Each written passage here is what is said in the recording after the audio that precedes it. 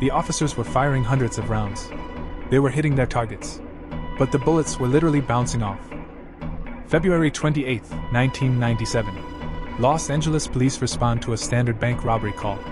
A patrolman draws his standard 9mm pistol, aims at a masked man exiting the Bank of America, and pulls the trigger. It's a direct hit to the chest. But the robber doesn't fall.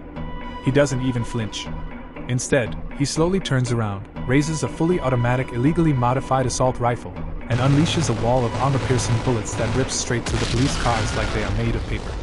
The cops weren't fighting bank robbers anymore. They were fighting walking tanks. Welcome to the Heist Vault. Today we are looking at the 44 minutes of hell that permanently changed American law enforcement, the North Hollywood Shootout. You have to understand how terrifyingly unmatched this fight was. Larry Phillips Jr. and Emil Matasseriano had spent months preparing for war. They stitched together custom full-body Kevlar armor weighing over 40 pounds. It covered their chests, their arms, and their legs. Against this military-grade protection, the LAPD arrived with standard 9mm pistols and 12-gauge shotguns firing lead pellets. The officers were firing hundreds of rounds. They were hitting their targets. But the bullets were literally bouncing off. One officer later described it as trying to take down a Terminator with a BB gun. And to make matters worse, the robbers had smuggled over 3,000 rounds of armor-piercing ammunition into the bank.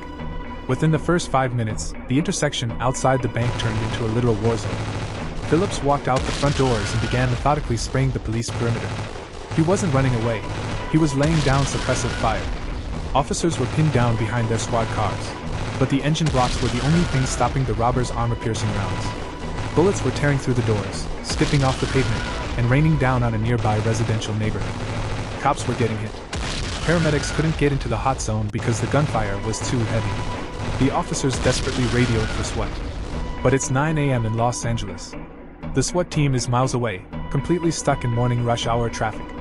The street cops are running out of ammo. Their weapons are completely useless against the Kevlar armor. If SWAT doesn't arrive soon, the robbers are going to break the perimeter, get into their getaway car, and take their military-grade arsenal into the open streets of LA. So, the LAPD makes one of the most desperate, unprecedented decisions in the history of American policing.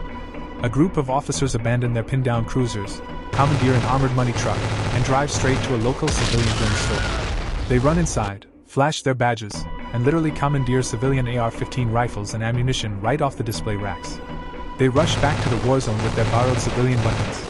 But Phillips and Matasseriano have already started their getaway vehicle. To see the insane, chaotic conclusion to this 44-minute war, and how the police finally stopped the walking tanks, click the link below to watch the full breakdown on the Heist Vault. Don't forget to subscribe.